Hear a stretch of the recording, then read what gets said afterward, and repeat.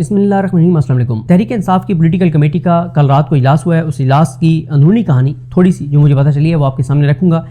फैसला उनका पहले आपको बता देता हूँ। तहरीक इंसाफ की पॉलिटिकल कमेटी ने यह फैसला किया है कि 9 अप्रैल को लियाकत बाग में जलसा किया जाएगा और उस जलसे में आइंदा का लाहेमल दिया जाएगा। तहरीक इंसाफ के लिए इस वक्त जो बड़ा चैलेंज है वो ये है कि अगर उन्होंने कोई बड़ा मार्च करना है, कोई बड़ा एहतजाज करना है, तो उससे पहले पाकिस्तान के लोगों को उसके लिए ज़हनी तौर पर तैयार करना है, पाकिस्तान के लोगों को मोटिवेट करना है, पाकिस्तान के लोगों को एजुकेट करना है और साथ ही उसके अलावा अपनी क्रेडिबिलिटी को उनको बहाल करना है, एक मोमेंटम बनाना है, लहू गरमाना है और फिर जाके और फाइनल जो भी अनाउंसमेंट है वो करनी है। तो उस लाएअमल को देने के लिए और थोड़ा सा मोमेंटम को आगे ले जाने बल्कि शुरू करने के लिए लियाकत बाग में जलसा करने का फैसला किया गया। अभी तक पॉलिटिकल कमेटी के इजलास का अलामिया सामने नहीं आया, लेकिन वो अलामिया भी सामने आ जाएगा। लेकिन मेरी इन्फॉर्मेशन बहरहाल यही है कि 9 अप्रैल को लियाकत बाग में जलसे का फैसला किया गया। अब आपका सवाल ये होगा कि जलसा तो नहीं करने दिया जाएगा, तो ये उनको भी पता है। लेकिन होता यह है कि जब आप इस तरह की पॉलिटिकल एक्टिविटी अनाउंस करते हैं तो एक हलचल शुरू हो जाती है, दौड़ें लग जाती हैं पुलिस की, एजेंसीज की, इस्टेब्लिशमेंट की, हुकूमत की, कि इसको कैसे रोकना है। एक मतलब उनकी एक कोशिश शुरू हो जाती हैं और साथ ही एक डिस्कशन शुरू हो जाती है, टीवी चैनल्स के ऊपर बात होना शुरू हो जाती है, सोशल मीडिया पे बात होना शुरू हो जाती है, एक एक्टिविटी शुरू हो जाती है, तो आप थोड़े से रेलिवेंट हो जाते हैं। क्योंकि इस वक्त अगर आप देखें ना तो तहरीक इंसाफ मुकम्मल तौर पर इरेलीवेंट हुई है। खैर इसमें तहरीक इंसाफ को तो हम बहुत तहरीक इंसाफ पे तनकीद करते हैं, लेकिन एक तो तहरीक तहफ़्फ़ुज़ पाकिस्तान भी इसकी जिम्मेदार है। तहरीक तहफ़्फ़ुज़ पाकिस्तान की क़यादत इस वक्त पाकिस्तान के तमाम अहम इशूज़ पे गायब है। मसलन अफगानिस्तान का इशू है, उसके ऊपर आपको तहरीक तहफ़्फ़ुज़ पाकिस्तान कहीं नज़र नहीं आती। ईरान वाला इशू है, अल्लामा राजा नासिर अब्बास साहब बिल्कुल बयान देते हैं, लेकिन तहरीक तहफ़्फ़ुज़ पाकिस्तान के पूरे अगर आप प्लेटफॉर्म की बात करें, कोई आपको उसके ऊपर कोई बात नजर नहीं आती कि मतलब हुकूमत से कोई बात करें, हुकूमत को कहें कि भाई आप क्या हो रहा है, पाकिस्तान का क्या किस चीज़ पे मौक़िफ़ है, पार्लिमान को एतमाद में लें, पॉलिटिकल पार्टीज को एतमाद में लें, कोई ऐसी चीज़ नहीं है। फिर इसी तरह से जो हुकूमत महंगाई करती चली जा रही है, जो ऑयल प्राइसेस बढ़ाती चली जा रही है, तहरीक इंसाफ और तहरीक तहफ़्फ़ुज़ पाकिस्तान की जानिब से कोई रेजिस्टेंस नहीं है हुकूमत के सामने। और इमरान खान साहब जो असदुल्ला खान साहब ने जो 10-12 सवाल पूछे हैं महमूद चकजई साहब से, उनका कोई जवाब नहीं है कि इमरान खान की रिहाई का आपके पास क्या लाहेमल है, इमरान खान के इलाज के ना होने के ऊपर आपका क्या मौक़िफ़ है, इमरान खान की बहनों से जो मुलाकात नहीं हो रही उस पर आप क्या कर रहे हैं, वकीलों की मुलाकात नहीं हो रही आप क्या कर रहे हैं, पॉलिटिकल लोगों की मुलाकात नहीं हो रही आप क्या कर रहे हैं, डिस्क्वालिफिकेशन जारी हैं आप क्या कर रहे हैं, इमरान खान के केसेस नहीं लग रहे आप क्या कर रहे हैं, बेगुनाह सियासी असीरान की रिहाइयाँ नहीं हो रही आप क्या कर रहे हैं, गुजरांवाला वाले जो 51-52 बेगुनाह वर्कर्स हैं उनकी अपीलें 30 मार्च को लगी, डीलिस्ट कर दिया गया, आप क्या कर रहे हैं। मतलब तमाम चीज़ों के ऊपर हसन न्याजी वगैरह की, जावेद अकरम साहब वगैरह की केसेस नहीं लग रहे आप क्या कर रहे हैं। किसी चीज़ के ऊपर तहरीक तहफ़्फ़ुज़ पाकिस्तान का कोई लाएअमल हमें नज़र नहीं आता। अच्छा, मैं आपको ना एक इंफॉर्मेशन भी दे देता हूँ, एक खबर भी आपके साथ शेयर कर देता हूँ। देखें, महमूद चकजई साहब जो है ना, उनका हमेशा से एक मौक़िफ़ रहा है कि हमें इस्टेब्लिशमेंट से बात नहीं करनी चाहिए, हमें पॉलिटिकल पार्टियों से बात करनी चाहिए। महमूद चकजई साहब का ख्याल ये है कि चाहे ये जाली हुकूमत है, इनकी कोई हैसियत नहीं है, इनकी कोई औकात नहीं है, लेकिन ये पॉलिटिकल लोग हैं, हमें पॉलिटिकल लोगों से बात करनी चाहिए। अच्छा, असूली तौर पे उनकी बात बिल्कुल गलत नहीं है, असूली तौर पर उनकी बात ठीक है कि इस्टेब्लिशमेंट से बात नहीं करनी चाहिए, पॉलिटिकल पार्टियों से बात करनी चाहिए। लेकिन वहीं पे मेरे जैसे एक आम रिपोर्टर को भी इस बात का पता है कि जिन पॉलिटिकल लोगों से वो बात कर रहे हैं उनकी कोई सियासी तौर पे हैसियत और औकात नहीं है। और इसकी मैं आपको एक खबर भी दे देता हूँ। देखें, जब इमरान खान साहब की बहनों की और मुलाकात नहीं हो रही थी और अभी भी खैर नहीं मुलाकात नहीं हो रही, तो महमूद चकजई साहब ने तहरीक इंसाफ के कुछ लोगों को कहा कि आप जाके स्पीकर से बात करें, स्पीकर को जाके कहें कि चाहे आप जाली तरीके से हुकूमत में आए हैं, आप फॉर्म 47 वाले हैं, लेकिन फिर भी हम ये चाहते हैं कि हम एक पॉलिटिकल सिस्टम को मजबूत करें, हम एक सिविलियन गवर्नमेंट को मजबूत करें, हम आपके पास आए हैं कि इमरान खान साहब से उनकी बहनों की मुलाकात करवाई जाए। एक बार डेलीगेशन गया अयाज सादिक साहब के पास, दूसरी बार गया, तीसरी या चौथी बार जब वो डेलीगेशन गया तो उसमें एक इतला यह है कि राना सनौला साहब मौजूद थे, एक है कि राना सनौला साहब और एहसन इकबाल साहब दोनों मौजूद थे। अब उस मुलाकात में असूली तौर पे बात बिल्कुल ठीक थी कि आप जाली तौर पे आए हैं हुकूमत में, लेकिन आप हुकूमत हैं, हम आपसे बात करना चाहते हैं तो इमरान खान की बहनों से मुलाकात करवा दें। तो तहरीक इंसाफ के एक रहनुमा ने हमें बताया जो उस डेलीगेशन में मौजूद थे कि हमें नून लीग की हुकूमत की तरफ से ये कहा गया کہ دیکھیں ہم تو کچھ نہیں کر سکتے, ہمارے تو اختیار میں کچھ نہیں ہے, اڈیالہ جیل آپ کو پتا ہے کہ کہاں سے مینیج ہوتی ہے, ہم آپ یہ کر سکتے ہیں کہ ہم آپ کو ڈی جی سی میجر جنرل فیصل نصیر صاحب جو ہیں ان سے ٹائم لے کے دے دیتے ہیں, آپ ان کے پاس جائیں, آپ ان کو ریکویسٹ کریں, وہ آپ کی بات سنیں گے, وہ کچھ کر سکتے ہیں, ہم کچھ نہیں کر سکتے. تو تحریک انصاف والوں نے کہا کہ ایسے تو آپ نہ کریں. تو انہوں نے کہا اچھا ہم یہ کرتے ہیں کہ چلیں آپ اگر فیصل نصیر صاحب سے نہیں ملنا چاہتے تو ہم آپ کی ڈی جی آئی ڈاکٹر عاصم ملک سے ملاقات کروا دیتے ہیں. تو ہم یہی کر سکتے ہیں, اس سے زیادہ ہم کچھ نہیں کر سکتے. اور حکومت کی طرف سے یہ کہا گیا تحریک انصاف کو کہ لیکن ایک بات ذہن میں رکھیں کہ اگر ہم آپ کو ڈی جی سی سے ٹائم لے کر دیتے ہیں ملاقات کا, تو یہ نہ ہو کہ آپ پھر جائیں نہیں. اگر ہم ملاقات کا ٹائم لے کر دیں گے تو آپ کو ہر صورت میں جانا ہوگا. تو جس حکومت کی صورتحال یہ ہو کہ وہ تحریک انصاف کے ڈیلیگیشن کو 4 بار جانے کے بعد جواب یہ دے کہ ہم زیادہ سے زیادہ یہ کر سکتے ہیں کہ آپ کو ڈی جی سی سے ملاقات کا ٹائم لے کے دے دیں, تو اس حکومت سے کس بات کی توقع جو ہے وہ محمود حسن چکزئی صاحب رکھتے ہیں. اور پھر محمود حسن چکزئی صاحب کو یہ لگتا ہے, نیک نیتی سے لگتا ہے, اچھے آدمی ہیں, ان کو نیک نیتی سے یہ لگتا ہے کہ شاید نواز شریف جو ہیں وہ بھی بہت غصے میں ہیں, نواز شریف بہت ناراض ہیں کہ ان کو وزیر اعظم نہیں بنایا گیا, اور نواز شریف بہت امبیرس فیل کرتے ہیں جو کچھ نون لیگ نے اس ملک کے ساتھ کر چھوڑا ہے, جو نون لیگ کے ساتھ لوگ کریں گے, جتنی لوگوں کے اندر نون لیگ کی نفرت ہے. تو نواز شریف کو شاید یہ ریئلائزیشن ہو گئی ہے, اور نواز شریف بھی چاہتے ہیں کہ سیاستدان ایک جگہ بیٹھیں اور اس معاملے کو ختم کریں. میں تو حیران ہوں, اگر محمود حسن چکزئی صاحب نیک نیتی سے یہ سمجھتے ہیں تو میں حیران ہوں کہ وہ کیسے یہ سمجھتے ہیں. میری جو انفارمیشن ہے وہ یہ ہے, یعنی میرے جیسے ایک عام رپورٹر کی انفارمیشن ہے جو نواز شریف کے قریبی لوگوں میں سے ایک ہیں, ان سے میری بات ہوئی, انہوں نے کہا نواز شریف اتنے خوش ہیں جو کچھ عمران خان کے ساتھ ہو رہا ہے, جو عمران خان کی بہنوں کے ساتھ ہو رہا ہے, جو تحریک انصاف کے ساتھ ہو رہا ہے, اس پہ نواز شریف بہت خوش ہیں, کیونکہ وہ کہتے ہیں کہ نواز شریف اپنے اندر اتنا انتقام رکھتے ہیں کہ وہ بہت خوش ہیں کہ عمران خان کے ساتھ جو کچھ ہو رہا ہے, اس کی بہنوں کے ساتھ جو کچھ ہو رہا ہے, اس کی پارٹی ورکرز کے ساتھ جو کچھ ہو رہا ہے. اور دوسرا انہوں نے کہا کہ نواز شریف نے کہا کہ مجھے تو یار سمجھ آ پائی ہے کہ میں غلط کرتا رہا ہوں ساری زندگی, میں بھی فوج سے لڑتا رہا ہوں, فوج ایک حقیقت ہے اور اسٹیبلشمنٹ ایک حقیقت ہے, سیاست میں ان کا جو کردار ہے وہ ایک ریئلٹی ہے, نہ عدالتیں آپ کو کچھ دے سکتی ہیں, نہ کوئی اور آپ کو کچھ دے سکتا ہے, آپ کی سیاست اسی وقت ہی چل سکتی ہے جب فوج آپ کے ساتھ ہو. تو نواز شریف نے کہا کہ مجھے تو اب یہ اس بات کی ریئلائزیشن ہوئی ہے کہ میں زندگی بھر غلط کرتا رہا ہوں فوج کے ساتھ لڑ کے. تو مجھے نواز شریف کی قریبی شخصیت نے بتایا کہ نواز شریف بہت خوش ہیں اس سارے, اور انہوں نے مجھے کہا, انہوں نے کہا کہ یار نواز شریف کیوں خوش نہیں ہوں گے, وہ اپنی سیٹ ہارے ہوئے تھے ڈاکٹر یاسمین راشد سے, ان کو جتوا دیا گیا, ان کی بیٹی مہر شرافت سے ہاری ہوئی تھی ایم پی اے پہ, ان کو جتوایا گیا اور ان کو وزیر اعلیٰ بنا دیا گیا, ان کے بھائی وزیر اعظم بنا دیے گئے, ان کے کیسز ختم کر دیے گئے, ان کے جو ان کی کرپشن کے اوپر بات کرتا تھا عمران خان, اس کو جیل میں ڈالا ہوئے. تو میاں صاحب کو انہوں نے کہا کس بات کی میاں صاحب کو پریشانی, اور پھر اسی شخصیت نے جو میاں صاحب کے قریبی ہیں انہوں نے مجھے بتایا کہ یہ جو میاں جاوید لطیف اور یہ سارے, ان سے میاں نواز شریف ملتے ہی نہیں ہیں. یہ بالکل غلط باتیں ہیں کہ میاں نواز شریف ان کو ملتے ہیں. بلکہ ایک اور میں آپ کو انفارمیشن بتا دیتا ہوں, جب ریزلٹ آ رہے تھے اور موسٹلی ریزلٹ آ گئے 8 فروری کی رات, اور نظر آ گیا کہ عمران خان کو 2 تاریخ اکثریت مل گئی ہے, تو مسلم لیگ نون کے ایک رہنما جنہوں نے اپنی شکست بہت جلدی تسلیم کر لی تھی, اور ان کو آفر بھی کی گئی کہ آپ کو ہم فارم 47 پہ جتوا دیتے ہیں, تو انہوں نے کہا کہ نہیں معذرت, مجھے لوگوں نے مسترد کر دیا, تو میں اس شکست کو تسلیم کرتا ہوں. وہ میاں نواز شریف کے پاس گئے, انہوں نے جا کے میاں نواز شریف کو کہا کہ میری سر رائے یہ ہے کہ آپ ایک اسٹیٹسمین والا کا اسپرٹ دکھائیں, آپ قوم سے خطاب کریں اور آپ کہیں کہ ہم نے اپنا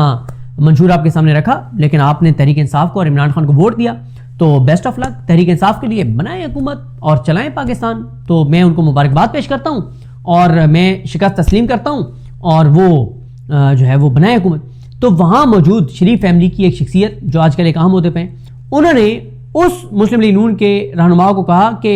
سوری, اگر آپ کے پاس کابینہ کے حوالے سے کوئی مشورہ ہے تو وہ ضرور دیجئے, لیکن جو چیزیں ہماری طے ہو گئی ہیں ہم اس کے مطابق جائیں گے, اور یہ باتیں آپ مت کریں, بہت شکریہ آپ کا. اور انہوں نے یعنی اتنا ان کو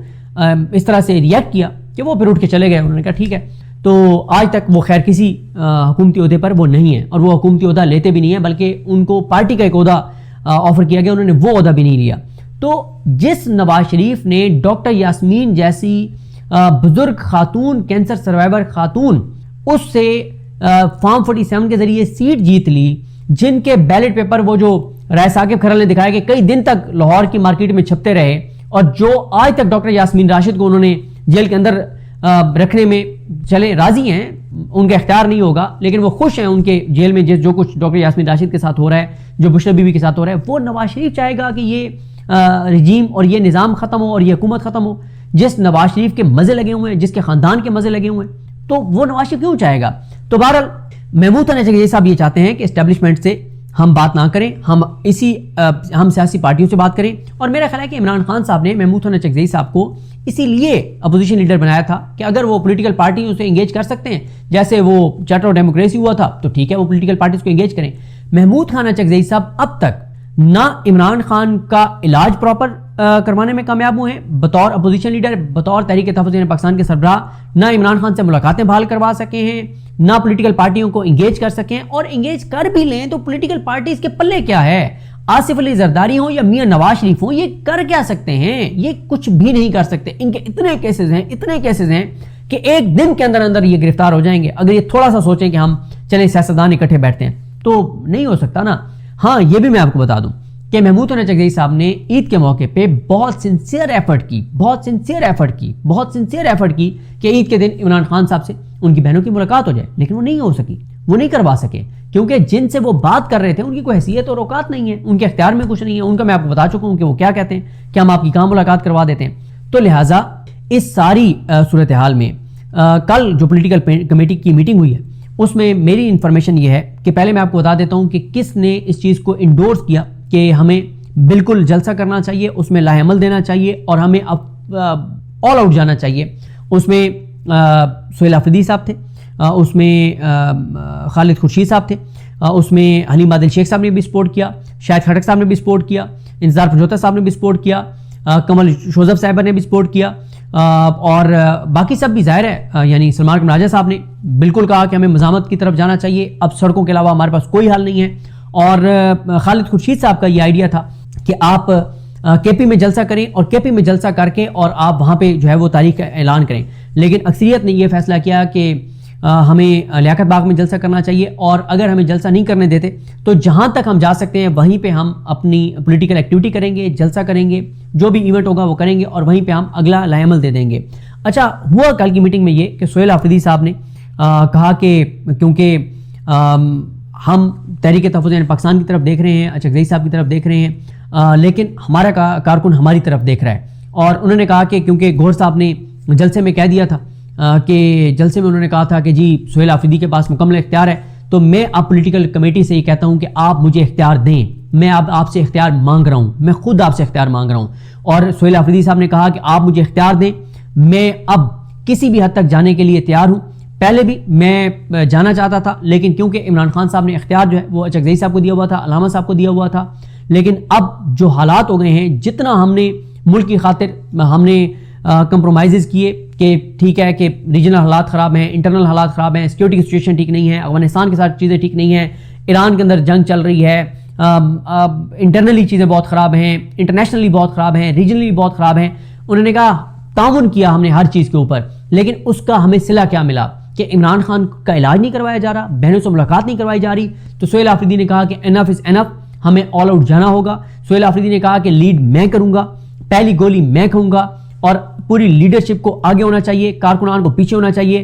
پہلے اگر گولی چلے تو پہلی گولی میں کھاؤں گا, اور میں یہ ایکسپیکٹ کرتا ہوں کہ پہلی جو گولیاں چلیں گی وہ ہماری لیڈرشپ پہلی گولیاں کھائے, کارکنان پیچھے ہوں. اور انہوں نے کہا کہ اب ہمیں مزید ہاتھ پہ ہاتھ رکھ کے نہیں بیٹھنا. اور جنید اکبر صاحب نے تو پہلے بھی ایک میٹنگ میں کہا تھا, جنید اکبر صاحب نے میٹنگ میں جو مجھے الفاظ پتہ چلے وہ یہ تھے ان کے, جنید اکبر صاحب کے, انہوں نے کہا کہ ہمارا جو دشمن ہے وہ بہت کم ظرف ہے, وہ طاقتور ہوتا ہے تو ہمارے گریبان پکڑتا ہے, کمزور ہوتا ہے تو ہمارے پاؤں پکڑتا ہے, اور آپ یہ ٹائم ضائع کر رہے ہیں. یہ جنید اکبر صاحب نے ماہ رمضان المبارک میں کہا تھا, اور جنید اکبر صاحب نے تو اس وقت کہا تھا کہ ہمیں ماہ رمضان کے اندر اندر ایکٹیویٹی شروع کرنی چاہیے اور عید کے فوراً بعد ہمیں آل آؤٹ جانا چاہیے. تو اب اور پھر اسی طرح سے شاہد خٹک صاحب نے کل یہ کہا, انہوں نے کہا کہ ایک بات واضح ہے کہ یہ نہ ہو کہ جب ہم مومنٹم دوبارہ بنائیں تو دوبارہ ٹرک کی بتی کے پیچھے میں لگا دیا جائے, مذاکرات شروع کر دیے جائیں. ایک بار اگر ہم نے تاریخ دے دی تو پھر ہم نے کسی ٹرک کی بتی کے پیچھے نہیں آنا, اور ہم نے مکمل طور پر مزاحمت کے راستے پر جانا ہے. تو اب فیصلہ یہی ہوا ہے کہ 9 اپریل کو جلسہ اناؤنس کیا جائے گا, اس کے لیے اجازت مانگی جائے گی جو کہ نہیں ملے گی, اور اس کے لیے ظاہر ہے ایک روکنے کے لیے حکومت اور متعلقہ ادارے جو ہیں وہ بہت کچھ کریں گے، لیکن اب فیصلہ یہی ہوا ہے کہ ہمیں، اور پھر اس میں کچھ میٹنگز ہوئی ہیں، اس میں جو میری اطلاع ہے کہ تھیم بھی ڈسکس ہوا ہے کہ ہم نے کیا کیا چیزیں کرنی ہیں۔ اس میں ایک تو یہی ہے کہ مہنگائی بہت زیادہ بڑھ رہی ہے، ہمیں لوگوں کو بتانا ہے۔ 9 اپریل اس لیے رکھا جا رہا ہے کہ 9 اپریل کو رجیم چینج ہوا تھا، اور فیصلہ یہ ہوا ہے کہ لوگوں کو بتایا جائے کہ 9 اپریل 2022 سے لے کے 9 اپریل 2026 تک ملک کے ساتھ کیا ہوا ہے۔ فیصلہ یہ ہوا ہے، ڈسکشن یہ ہوئی ہے، تجاویز یہ آئی ہیں تحریک انصاف کی پولیٹیکل کمیٹی میں بھی، اور اس کے علاوہ جو 2 میٹنگز ہوئی ہیں اس میں بھی یہ تجاویز آئی ہیں کہ ہمیں 9 اپریل 2026 یہ جو ابھی جلسہ ہوگا، اور اس کے بعد پورے اپریل کے مہینے میں ہمیں ایک ایک چیز پہ لوگوں کو بتانا چاہیے کہ عمران خان جب اقتدار سے ہٹایا گیا تھا تو پیٹرول اور ڈیزل کی کیا قیمتیں تھیں، آج کیا ہیں، کتنا فرق آ چکا ہے۔ 10 جو اشیاء خرد و نوش ہیں جو ہر گھر کی ضرورت ہیں، وہ عمران خان کو جب اقتدار سے نکالا گیا اس وقت ان کی کیا قیمتیں تھیں، آج کیا قیمتیں ہیں، کیا کیا سکینڈلز ہیں، کس طرح سے کرپشن لوٹ مار ہوئی ہے، کتنے انہوں نے قرضے اٹھائے ہیں، بیرونی اندرونی وہ قرضے کہاں گئے، اس کا حساب مانگا جائے، ان کے سکینڈلز کو ہائی لائٹ کیا جائے، یہ جہاز اور ان چیزوں کو ہائی لائٹ کیا جائے۔ اور ایک میٹنگ میں لفظ یہ یوز کیا گیا کہ لوگوں کو حقائق بتا کر غصہ دلایا جائے، لوگوں کو غصہ دلایا جائے کہ تمہارے پاکستان کے ساتھ کیا ہو رہا ہے، ہمارے پاکستان کے ساتھ کیا ہو رہا ہے، تمہاری آنے والی نسلوں کے لیے پاکستان کس طرح کا ہوگا۔ اور یہ کہا گیا کہ یہ چیزیں ہیں جو کہا گیا کہ رباب چانڈیو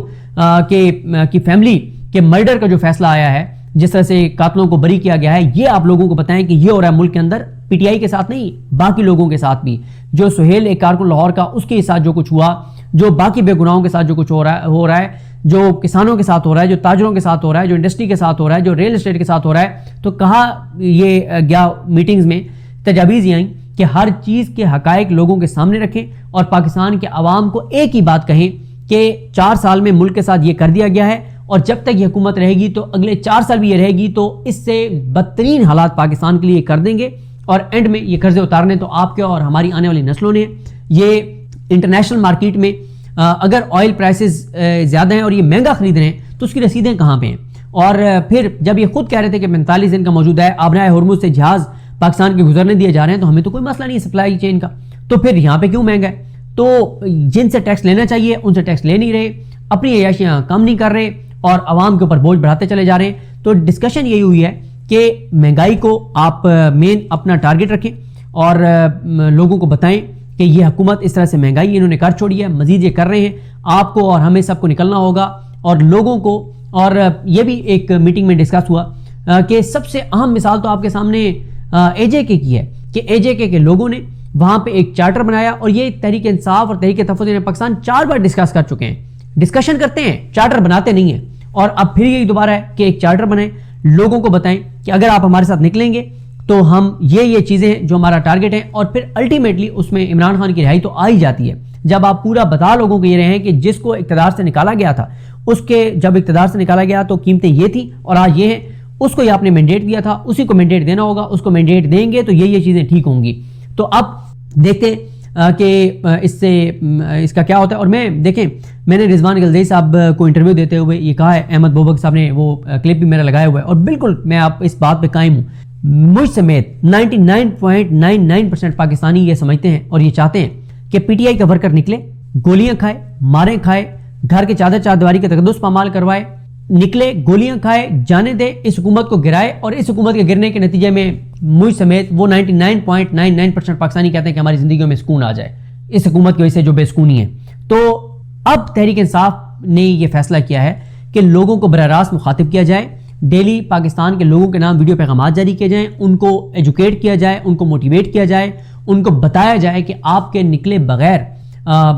کوئی مزاحمت نہیں ہو سکتی، کوئی تبدیلی نہیں آ سکتی، اور اس طرح سے لوگوں کو ایجوکیٹ کر کے، لوگوں کو بتا کے،